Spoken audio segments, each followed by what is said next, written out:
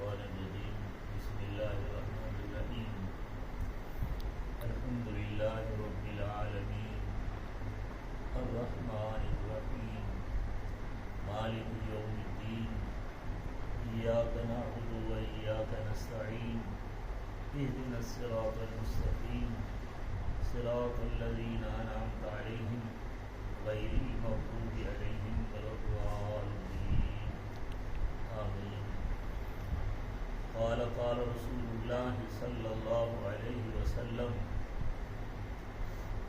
من سلك طريقا لتحصيل العلم سهل الله له طريقا إلى الجنة أو كما قال النبي صلى الله عليه وسلم وقال النبي صلى الله عليه وسلم خيركم من تعلم القرآن وعلمه أو كما قال النبي صلى الله عليه وسلم صدق الله مولانا العظيم وصدق رسوله النبي الكريم سب حضرات حضور اکرم صلی اللہ علیہ وسلم کی ذات اقدس پر درود شریف پڑھنے اللہم صلی علی سیدنا و مولانا محمد وعلی آلہ و صحابہ سیدنا و مولانا محمد مبارک وسلم بعدد كل معلوم لك دائما ابدا وبعدد كل ذرة الف مرة وكما تحب وترضى عدد ما تحب وترضى. میری نہایت ہی قابل احترام خوش نصیب ماؤں بہنوں بیٹیوں،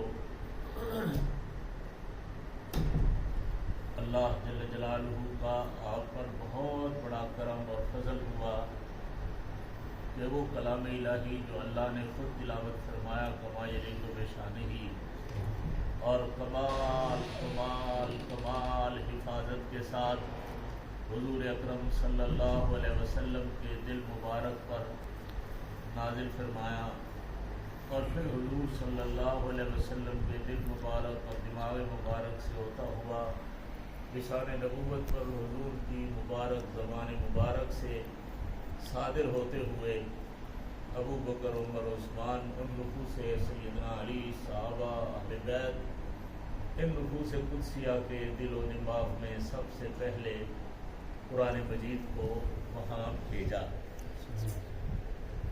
وہی قرآن مجید، وہ علوم نبویہ اور وہ دین اسلام، خصوصاً قرآن مجید کے الفاظ مبارک اور معنی مبارک جو کل جناب نبی کریم صلی اللہ علیہ وسلم کی دل مبارک اور آپ کی زبان مبارک پر تھے، من و عن ذرہ برابر تبدیلی کے بغیر وہی الفاظ جیٹھے پٹھے کی ہماری مسلمان ماؤں اور بہنوں کو دے دیا ہے. یہ کوئی معمولی بات نہیں ہے. بس بات تو وہی ہوتی ہے کہ قدر جوہری بدانا کہ موتی کا قدر بادشاہ اور سناری جانتے ہیں، سونے والے ہی جانتے ہیں. آج کل لوگ اس کو پتہ نہیں کتنے نمبر پر سمجھتے ہیں. کائنات اس علم کی دھول کے برابر نہیں ہو سکتی. اس کے ایک لفظ صرف الحمدللہ رب العالمین کا مقابلہ نہیں ہو سکتا شان میں. تو جس کو اللہ عطا کرتا ہے، یا وہ نبی ہوتے ہیں اللہ کے، یا پھر نبیوں کے وارث ہوتے ہیں جو رب کو بڑے پیارے لگتے ہیں، رب ان کو اپنی کلام دیتا ہے. ہر کے میں وہ نہیں دیا کرتا. وہ مرد ہو یا عورت ہو اللہ نصیب فرماتا رہتا ہے. تو سب سے پہلے تو دل میں شکر ادا کرو اللہ جل جلالہ کا کہ اس نے سنتے تھے کہ جی شاہ ولی اللہ رحمہ اللہ قرآن پڑھایا کرتا تھا، مجدد الفسانی پڑھایا کرتا تھا، مولانا احمد علی لاہوری پڑھایا کرتا تھا، حافظ الحدیث عبداللہ درخواستی پڑھایا کرتا تھا. کیا کم خوشی ہے، کم اس کی مبارک کی بات ہے کہ وہ ہمارے جیٹھے پٹھے میں رہنے والی ہماری مسلم بہن آج وہی قرآن کی تفسیر پڑھا رہی ہے اور وہی پڑھ رہی ہے.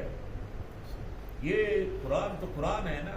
اس کے سامنے گھٹنے ٹیکے گئے تو وہ عبداللہ درخواستی بنا تھا. اس کے سامنے انہوں نے اپنی زندگیاں ساری صرف کر دی تھی، شاہ ولی اللہ بنا تھا، اور حسین احمد مدنی اور مولانا الیاس بنا تھا. یہ ایسا نہیں ہے، یہ تو کلام ہے. اس سے کوئی جڑتا ہے تو کیا بن جاتا ہے. سبحان اللہ. سیدہ اماں عائشہ صدیقہ رضی اللہ تعالی عنہا کو اللہ جل جلالہ نے یہ کلام ایک عجیب عطا فرمایا تھا کہ اصحاب محمد دروازوں پہ کھڑے ہو کر اماں عائشہ سے قرآن پوچھنے کے لیے آیا کرتے تھے، تفسیر سمجھنے کے لیے آیا کرتے تھے. تو اس میں مرد کی کوئی تخصیص نہیں ہے، مرد ہو یا عورت ہو. ذالک فضل اللہ یؤتیہ من یشاء، یہ اللہ کا دریائے رحمت بہ رہا ہے، اللہ جس کو چن لے. تو میری وہ پیاری بیٹی ہیں اور وہ میری بہنیں جو ماشاءاللہ اس مدرسے میں کام کر رہی ہیں، میں سب کی اس خوش قسمتی پر اور اس کی بہترین قسمت پر انہیں سلام پیش کرتا ہوں. یہ کوئی معمولی بات نہیں ہے جس کو اللہ اپنی کلام کے لیے چن لے. پھر میں تو اس بلڈنگ کو بھی سلام کرنے آیا ہوں جس میں ہمارے بھائی صاحب نے ماشاءاللہ یہ بلڈنگ قرآن پڑھنے والوں کے لیے تیار کر دی ہے. تو جہاں قرآن پڑھا جاتا ہے وہ جگہ بھی بہت اونچی ہو جاتی ہے. جناب موسیٰ کلیم کوہ طور پہ تشریف لے گئے. کوہ طور پر اللہ جل جلالہ نے تورات کی تختیاں بنا کر نازل فرمائی تھیں. جناب موسیٰ اللہ کا لاڈلا اور پیارا پیغمبر کلیم نبی ہے. جب اس وادی کے قریب گئے اللہ نے فرمایا پیارا موسیٰ فخلا نعلیک، اسے اتار دو، انک بالوادی المقدس طویٰ. آپ اس وادی میں آ گئے ہیں جس میں تورات رکھی ہوئی ہے. سبحان اللہ. تو میں اس بلڈنگ کو بھی سلام کرتا ہوں اور کہتا ہوں لوگوں اس کی قدر کر کے آؤ کہ اس میں قرآن رکھا ہوا ہے، اس میں قرآن مجید پڑھایا جا رہا ہے.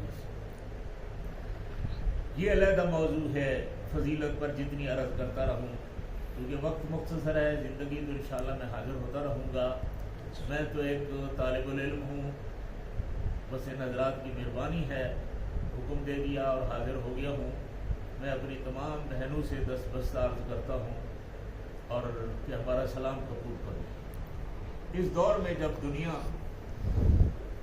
مادی انداز میں بہت آگے جا رہی ہے،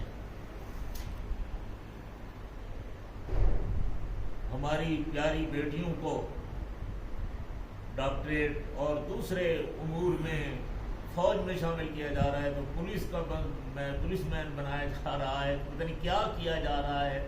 پیسہ کمانے کے لیے ہم پتہ نہیں کہاں کا کہاں چلے گئے ہیں. تو ان بہنوں کو فرشتوں کا بھی سلام ہو، ہمارا بھی سلام ہو جو اس دور میں سب کو چھوڑ کر اللہ کی کلام کے لیے جمع ہو کر بیٹھی ہوئی ہیں. میں سب کو سلام پیش کرتا ہوں. اللہ تعالیٰ آپ کی اس کاوش اور محنت کو قبول فرمائے، آپ کو مزید صحت تندرستیوں سے نوازے. بڑی عمر کی عورتیں بھی تشریف لا رہی ہیں ماشاءاللہ، بچیاں بھی پڑھ رہی ہیں ماشاءاللہ. اللہ اس کو بس یہی دارالعلوم ہوتا ہے جہاں قرآن اور حدیث پڑھایا جاتا ہے. وہ درخت کے پتوں کے نیچے ہو، کسی چھپری کے نیچے ہو یا کسی مکان میں ہو، تو یہ مکان خوش نصیب ہے. پتہ نہیں اس کو اللہ نے قدرت میں لکھ دیا تھا کہ بنے گا تو لیکن جب بنے گا تو ہوگا میرے قرآن کے لیے. اللہ تعالیٰ ان تمام حضرات کو، ہمارے بھائی صاحب غلام مرتضیٰ صاحب، اللہ ان کی علم عمل میں برکت عطا فرمائے، جن کے ساتھ قاری صاحبان ماشاءاللہ. تو آپ حضرات بہت خوش نصیب ہیں. بس ایک آدھی بات عرض کر دیتا ہوں. اس وقت تعلیمات کی کوئی کمی نہیں ہے، مرد اور عورتیں ماشاءاللہ نالج بہت ہے، تعلیم بہت ہے. اس پر غور و فکر کرنے کی ضرورت ہے.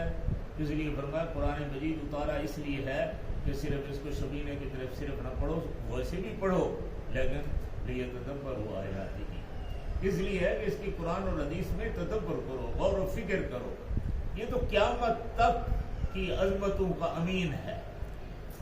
قیامت تک کوئی آدمی اپنی شان چاہتا ہے تو وہ قرآن مجید کو سینے سے لگائے، اس کو سمجھے اور اس کو نافذ کرے اپنی استطاعت کے مطابق، تو وہ آسمان پر پہنچ جائے گا.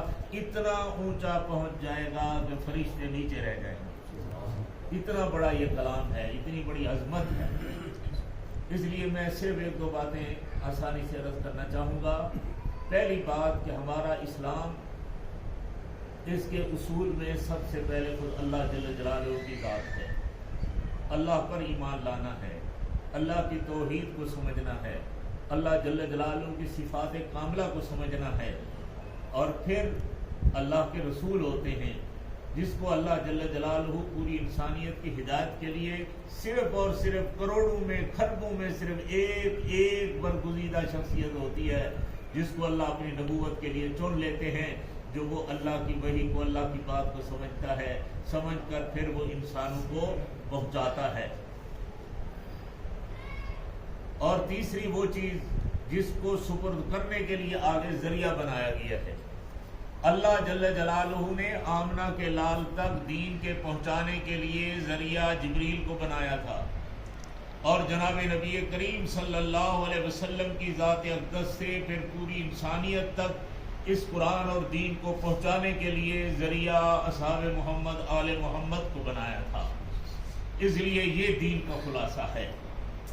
جو اللہ کو نہیں مانتا وہ ہمارے دین کے ساتھ اس کا کوئی تعلق نہیں ہے۔ جو اللہ کو مانتا ہے اور جبریل کو نہ مانے، جیسے یہودی کہتے تھے یہ تو ہمارا دشمن ہے، یہ تو ہمارا فلان ہے، ان کا بھی دین اسلام سے کوئی تعلق نہیں ہے۔ اور جو خدا کو بھی مانے، جبریل کو بھی مانے اور آمنہ کے لال کو نہ مانے، اس کا بھی اسلام سے کوئی تعلق نہیں ہے۔ اس لیے کہ آپ دیکھ رہے ہیں کہ قرآن ایک محفوظ ہے، اور ایسا محفوظ پیکج ہے کہ دنیا کی کوئی طاقت اس کو توڑ نہیں سکتی، اس میں سے کوئی معمولی سی بھینک بھی نہیں معلوم کر سکے۔ جبریل نے آ کر آمنہ کے لال کے دل مبارک تک پہنچایا ہے، تو ساتھ بیٹھے ہوئے ابو بکر عمر کو بھی اس وقت پتہ نہیں چلا ہے جب تک آمنہ کے لال نے نہیں دیا ہے۔ تو آمنہ کا لال یہ مرکز ہے علوم الہیہ کا، یہ مرکز ہے تجلیات الہیہ کا، یہ مخزن ہے وحی الہی کا، یہ مخزن ہے قرآن مجید کا، سب سے پہلا مورد اور درود کی جگہ ہے اور اصل ذات ہے جس پر قرآن کو اتارا گیا ہے۔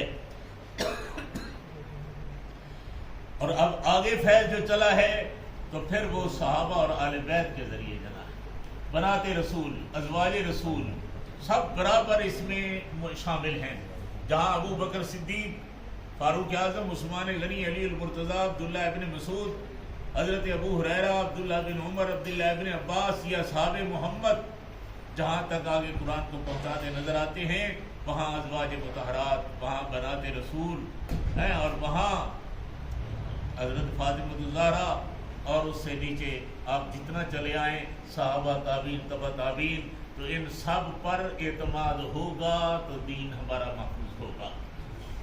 آج کل ہمیں یہی رکاوٹیں ڈال دی جاتی ہیں، ایک آدمی پڑھا لکھا نہیں ہے، یا ایک میری بیٹی جس کو اس طرف دھیان نہیں تھا تو وہ جو کچھ آ رہی تھی نماز پڑھ لیتی تھی، روزہ بھی رکھ لیتی تھی، لیکن اب جب وہ پڑھنے کے لیے آ گئی ہے تو اب اس کو شوق ہوتا ہے کہ ہر بلا پڑھو۔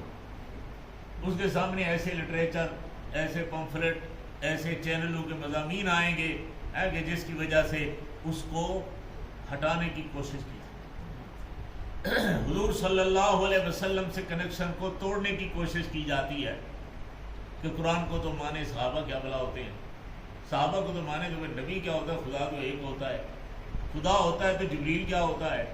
تو یہ ساری باتیں مختلف غلط قسم کے عناصر اور شیطانوں کی طرف سے وساوس ڈالے جاتے ہیں۔ تو اس لیے سب سے پہلی چیز آپ بھی سمجھتی ہیں، میں وہی بات کر رہا ہوں جس کو آپ مجھ سے پہلے سمجھتی ہیں، کوئی نئی بات نہیں ہے۔ تو ہمیں دین کی حفاظت کے لیے ان 4 ستونوں کی حفاظت کرنی ہوگی۔ کوئی نبی پر بات کرنے لگے، اللہ اکبر، تو ہم کیا جمہوری دور ہے، اس کی بات بھی سن لو، سننے کی ضرورت نہیں ہے، اس کے منہ میں تھوک دو۔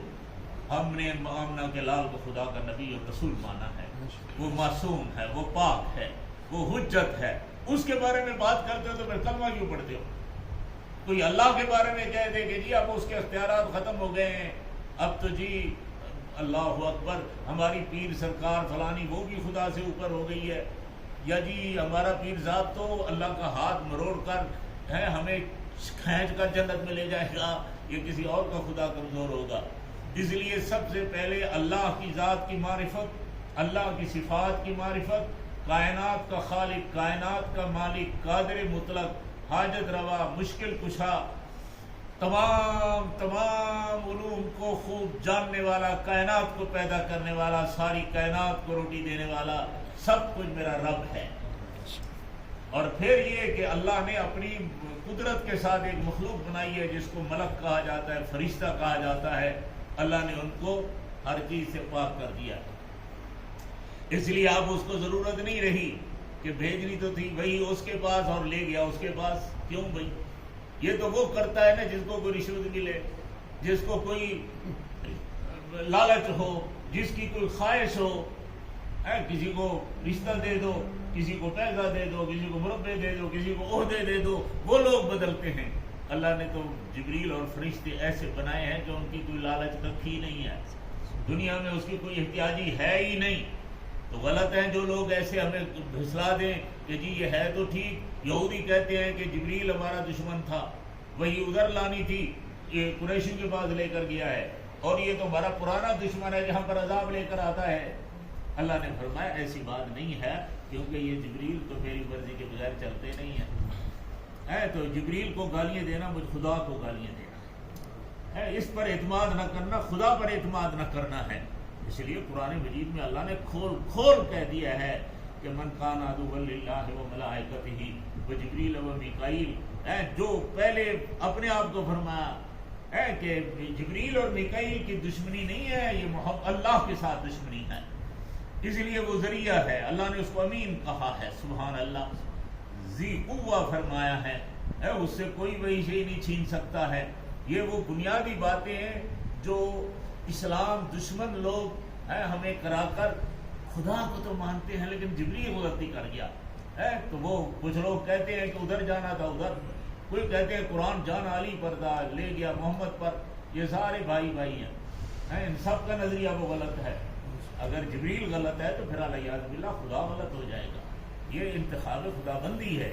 اللہ نے ان کو کوئی وجہ ہی نہیں رکھی بھی کیوں ادھر لے گیا، پوچھو نا کیوں لے گیا، برادری لگتی تھی، مامے تھے، چاچے تھے، پیسہ تھا، اللہ نے سب سے پاک کر دیا۔ وہ تو چائے پینے سے بھی پاک ہو گئے کہ کسی کو چائے پلا کر تم کچھ کر دو، اس کو راستہ بدلا دو، اللہ نے ان کو ہر چیز سے پاک بنایا ہے، سبحان اللہ۔ اس لیے لوہے کی لٹ سے زیادہ مضبوط عقیدہ ہونا چاہیے، ہمارا خدا خدا ہے، واجب الوجود ہے، خلاق کائنات ہے، مالک کائنات ہے، ساری کائنات اس کے حکم پر اشاروں پر پھرتی ہے، اور اللہ نے فرشتوں کو پیدا کیا ہے، فرشتوں کے اندر کھانا پینا، شادی، اولاد، سب چیزوں سے اس کو آزاد کر دیا ہے تاکہ وہ صرف اور صرف اللہ کے حکم پر چلتے رہیں، اور طاقت اتنی دے دی ہے کہ وہ ایک پر کے ساتھ پورے شہروں کو الٹا کر، ملکوں کو الٹا کر الٹا ڈال دیں، یہ سارا کچھ اللہ نے دکھا دیا ہے۔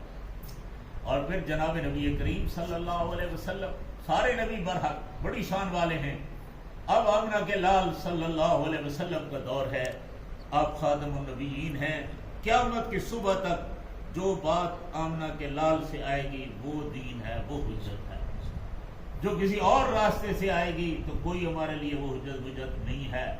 آج کوئی تورات بھی لے کر آئے، اب اسے سر پر رکھ کر ایک طرف رکھ دیں گے، ہمیں پڑھنے کی بھی اجازت نہیں ہے، اس لیے کہ وہ آئی ہے جناب موسیٰ کلیم کے ذریعے، وہ اللہ کے سچے نبی ہیں، لیکن ہمیں پابند کر دیا گیا ہے آمنہ کے لال کا صلی اللہ علیہ وسلم، جو حضور کے صدقے آئے گی ہم اس کو فالو کریں گے، ہم اس کے پیچھے چلیں گے، اب یہ نہیں دیکھیں گے کہ کوئی آسمان سے اڑتا ہوا آ گیا ہے، گرتا ہوا آ گیا ہے، جائے جہاں جائے، ہمیں تو جو آمنہ کا لال دے گا، سبحان اللہ۔ آمنہ کے لال کا سارا دین کہاں منتقل کر دیا گیا ہے اور وہ کہاں سے آیا ہے؟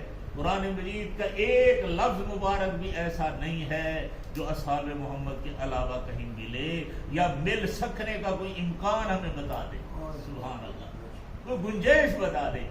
نبی نے صرف اپنے صحابہ کو پڑھایا ہے، اس لیے ہمارے ہاں ناجائز ہے، کافر کو قرآن پڑھانے کی اجازت نہیں ہے۔ جب ہمیں اجازت نہیں ہے تو جناب محمد کسی کافر کو کیسے پڑھایا کرتے تھے؟ تو وہ تو صرف آمنہ کے لال اپنے صحابہ کو پڑھایا کرتے تھے۔ تو صحابہ کا ایک ایک لفظ حجت ہے، صحابہ ہمارے نزدیک معیار حق ہیں، حجت ہیں۔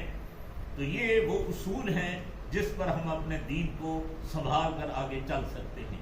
اگر ان میں سے کسی چیز کے اندر بھی ہم نے اپنے اشکالات، اپنے خیالات، کوئی پمفلٹ، کوئی کہیں سے چینل، کوئی کہیں سے شور میں کوئی بات آ جائے تو دھیان کرنا بھی گناہ ہے، سمجھ لو، بار بار سمجھ لو، تمہاری یہ ذمہ داری نہیں ہے، ہماری ذمہ داری نہیں ہے کہ جو کوئی بکواس کرے ہم اس پر ریسرچ شروع کر دیں۔ اللہ کی ذات پر ریسرچ، فرشتوں پر ریسرچ، اللہ کے نبی پر کوئی تحقیق اور ریسرچ، صحابہ اہل بیت پر کوئی ریسرچ اور تحقیق، ایسا نہیں ہے۔ یہی گمراہی کا سب سے بڑا باب ہوتا ہے، گیٹ ہوتا ہے، جہاں سے بندہ پڑھا لکھا آدمی یہاں سے گمراہ ہوتا رہتا ہے۔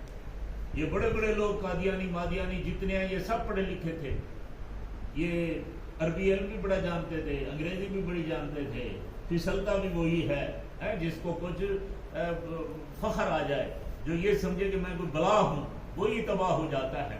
جو متواضع ہوتا ہے، جو عاجزی کے ساتھ اللہ اور اس کے رسول کی بات کو ماننے کا ذہن رکھتا ہے، وہ کبھی گمراہ نہیں ہوتا۔ وہ تو کہتے ہیں جو اللہ نے کہہ دیا، جو اللہ کے رسول نے فرما دیا، جو اصحاب محمد نے فرما دیا، جو اہل رسول نے فرما دیا، بس اس کے بعد بات ہی ختم ہو جاتی ہے۔ تو ایک بات تو میں نے یہ عرض کی، اس کو آپ بھی سمجھ رہے ہیں کہ ہمارے دین ظاہر ہے کہ یہاں سے آیا ہے اور یہی اس کے گیٹ اور دروازے ہیں، یہی اس کے ستون ہے۔ تو سب سے پہلے کچھ ہو جائے ہم ان 4 ستونوں کے خلاف ایک لفظ بھی سننے کے لیے گوارا نہیں کر سکتے۔ دوسری بات سورۃ فاتحہ ہے۔ جتنے اللہ نے انبیاء کرام علیہ السلام بھیجے، بلکہ جتنا اللہ نے علم بھیجا ہے ان تمام علوم کا عطر ہے سورۃ فاتحہ۔ فرمایا جتنے نبیوں پر وحی نازل کی گئی ہے، جتنے صحیفے کتابیں اتاری گئی ہیں، وہ سارے کے سارے کا خلاصہ قرآن مجید ہے۔ قرآن مجید کا خلاصہ سورۃ بقرہ ہے، اور سورۃ بقرہ کا خلاصہ سورۃ فاتحہ ہے۔ تو اس لیے میں کہتا رہتا ہوں، جب سے اللہ نے علم عطا فرمایا ہے مخلوق کو، نبیوں کو، ولیوں کو، غوث قطب ابدال کو، جو بھی ہے وہ سارے کو اکٹھا کر لو تو سارا سورۃ فاتحہ میں ہے۔ اور ہمارے دین کا اصل یہی ہے کہ صرف اللہ اور رسول کی طرف متوجہ ہو جاؤ۔ ہم حضور کو بھی حضور اس لیے مانتے ہیں کہ اللہ کا جو رسول ہے، اللہ نے جو ان کو نبی اور رسول بنا کر بھیجا ہے۔ توحید میں کمزوری ہوگی تو تب بھی بندہ ختم ہو جائے گا۔ چلو بات آ گئی ہے تو یہ بھی ذہن میں رکھو، کچھ لوگ یہ کہتے ہوں کہ ہمیں اللہ سے محبت ہے اور حضور سے نہیں، علیہ باللہ، جھوٹ بولتا ہے، اس کو اللہ سے محبت نہیں ہے۔ جس کو اللہ سے محبت ہوگی وہ حضور کا غلام ہوگا، حضور کے اشاروں پر کائنات قربان کرنے کے لیے تیار ہوگا۔ کوئی یہ کہتا ہے کہ مجھے حضور سے تو محبت ہے لیکن اللہ سے، اس کی توحید سے مجھے تکلیف ہوتی ہے، تو سمجھ لو یہ بھی مکار اور فراڈی پرلے درجے کا کافر ہے۔ اس کے دل میں کوئی خدا کی، رسول اللہ کی محبت نہیں ہے۔ اگر رسول اللہ کی محبت ہو تو آمنہ کا لال تو خدا کی محبت میں ساری رات روتا ہے۔ آمنہ کا لال تو اپنے رب کی محبت میں اپنے دندان مبارک شہید کرایا ہوا ہے۔ آمنہ کے لال نے تو اپنے رب کی عشق اور محبت میں وطن چھوڑ دیا ہے۔ آمنہ کے لال نے کتنا بیان کرتا چلا جاؤ ہے۔ تو اس لیے جو جس کو آمنہ کے لال کی محبت ہے وہ ہے بھی اس وجہ سے کہ وہ اللہ کے نبی اور رسول ہیں۔ توحید مقدم ہے اور توحید کی دلیل آمنہ کا لال ہے۔ اللہ نے خود فرمایا ہے، فرمایا هو الذی ارسل رسولہ بالہدی ودین الحق لیظہرہ علی الدین کلہ۔ فرمایا مجھے رب کو پہچاننا ہے تو میرے محمد کریم کو پہچان لو۔ اللہ وہ ہے جس نے آمنہ کے لال کو بھیجا ہے، پیدا فرمایا ہے اور ہدایت اور قرآن دے کر، نبوت دے کر، معجزات دے کر بھیجا ہے۔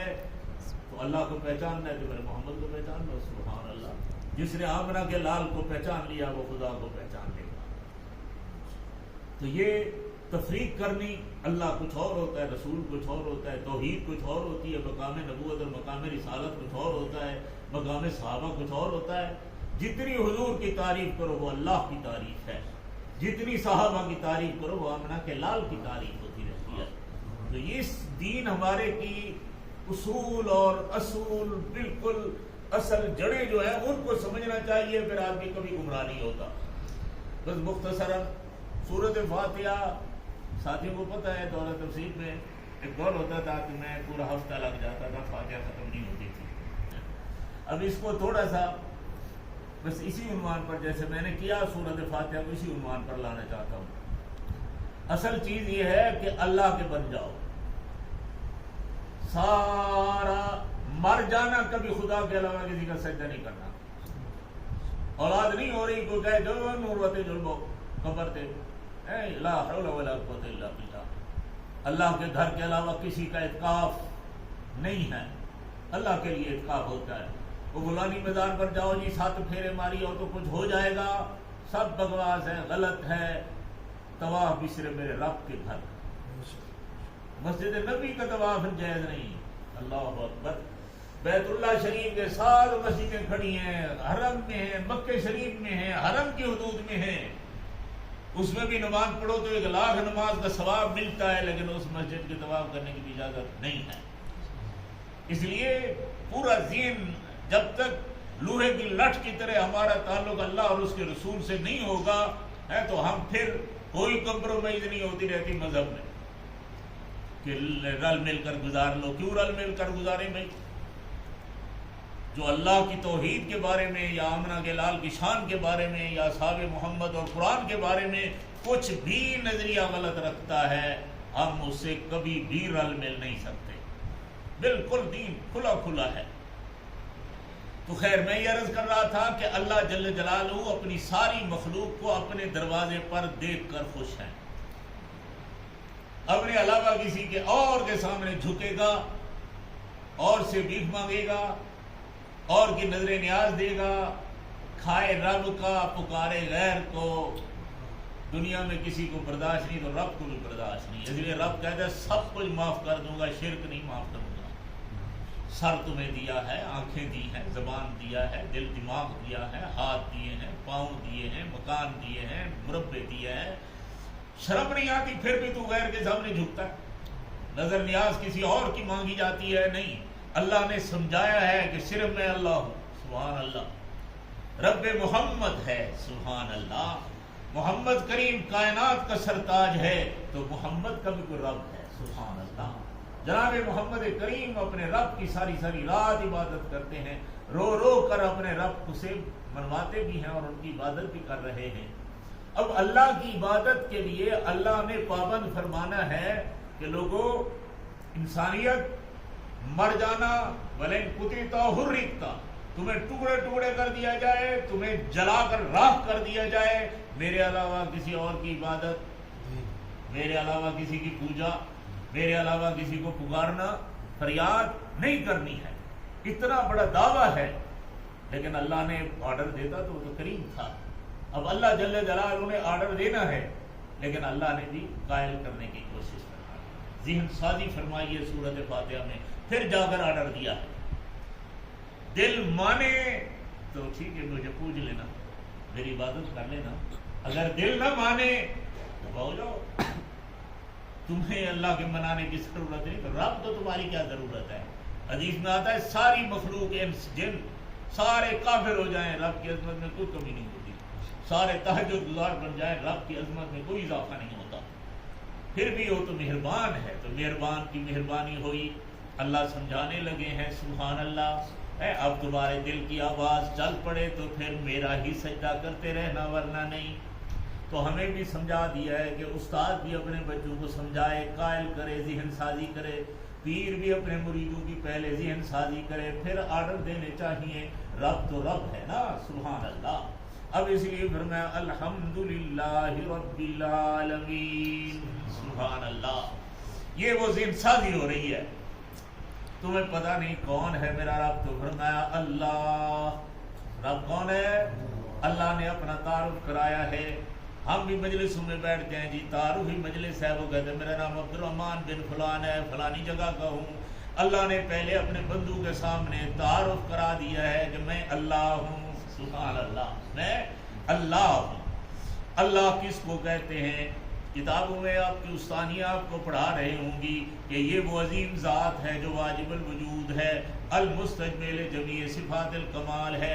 اللہ اس کو کہتے ہیں کہ کائنات سب کو پیدا فرمایا، ساری کائنات کو پیدا کرنے والا وہ ہے، ساری کائنات کو وجود دیتا ہے، خود وجود میں کسی کا محتاج نہیں ہے. وہ بذات خود اپنی ذات سے وہ قائم ہے.